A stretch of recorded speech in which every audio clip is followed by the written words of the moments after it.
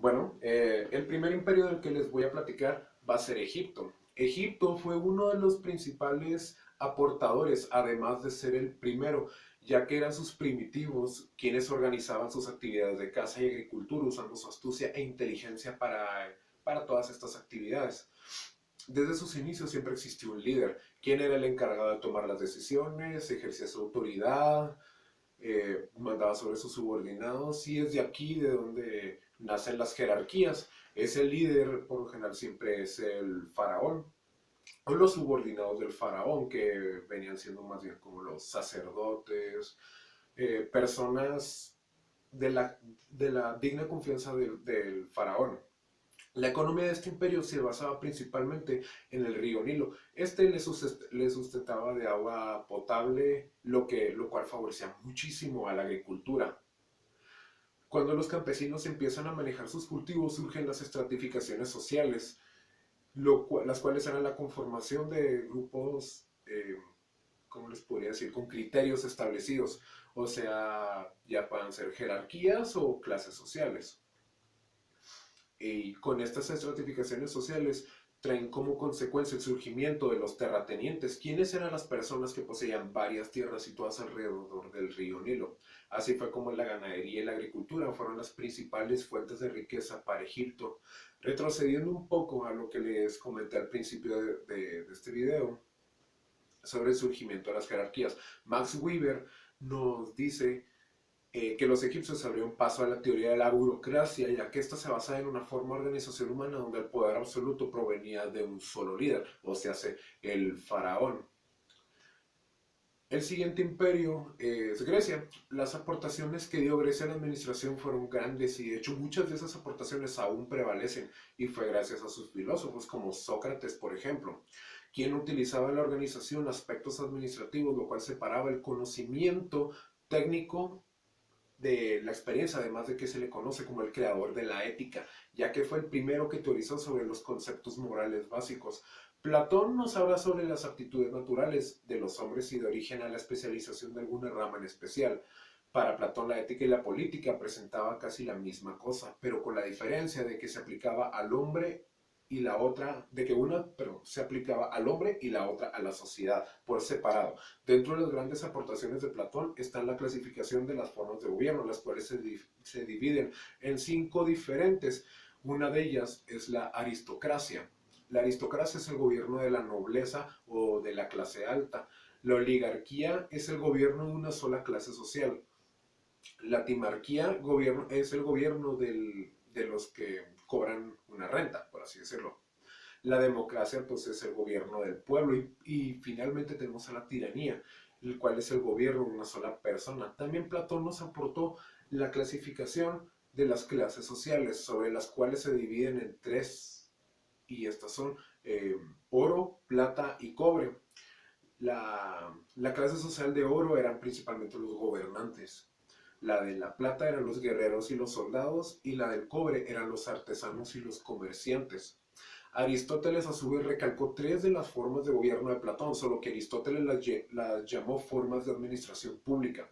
Era la monarquía la primera, era el gobierno de una sola persona que puede, depende de los intereses del gobierno, puede terminar incluso esto en una tiranía. La aristocracia es el gobierno de una élite que puede terminar en una oligarquía, y la democracia es el poder del pueblo que también pudiese, dependiendo igual, como les comentaba, de los intereses del pueblo, puede también terminar en una oligarquía. Roma, el imperio romano tuvo muy buenas aportaciones, incluso, igual que Grecia. Roma se caracterizó por tener 3 periodos, de los cuales se dieron las principales aportaciones a la administración de este imperio.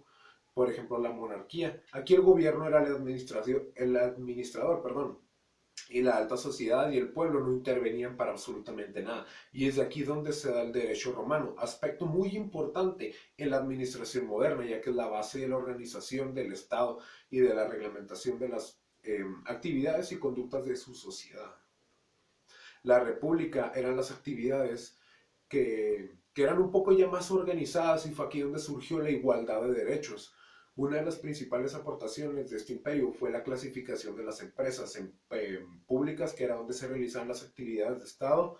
Las semipúblicas eran las que pertenecen a los estados y las privadas eran las que eran manejadas por civiles.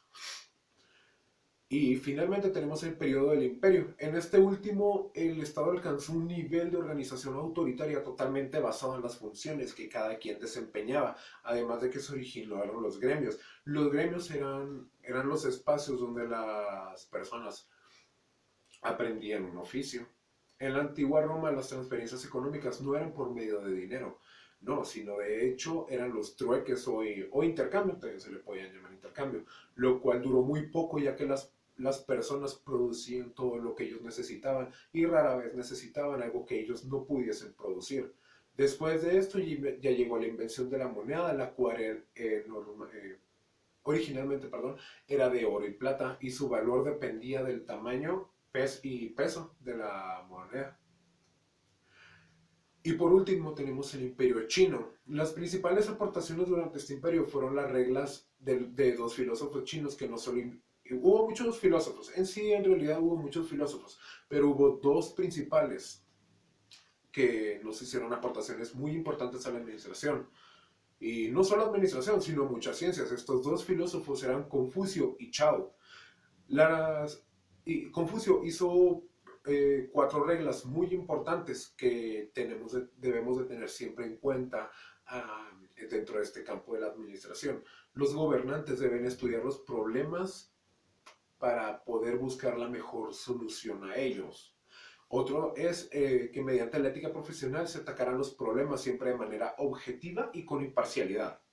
Fue un ejemplo de socialismo ya que los problemas económicos se resolvían por el esfuerzo colectivo y la colaboración ciudadana.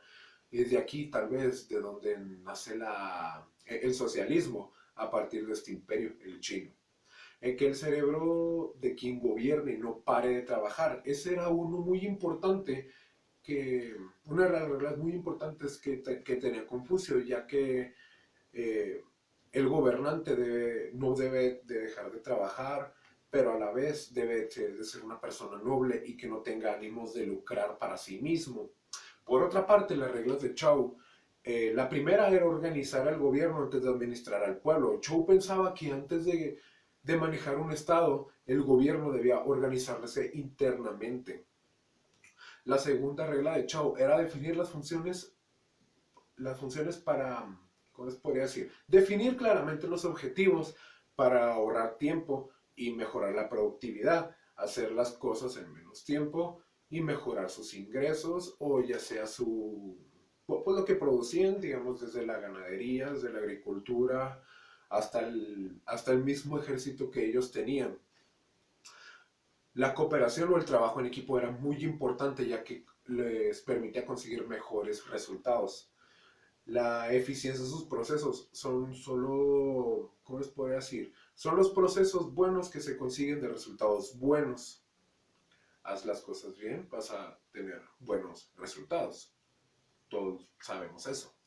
La formalidad en los recursos humanos era una de las principales reglas de Chao, ya que consideraba que los seres humanos son las herramientas fundamentales de cualquier organización y por lo tanto es muy importante que desempeñen su cargo con formalidad y corrección, por así decirlo. Las sanciones era la última de las reglas de Chao, que si alguien no hacía bien su trabajo, pues se deben de corregir y así evitar los errores para que futuramente no vuelvan a cometer estos errores. Y por mi parte sería todo.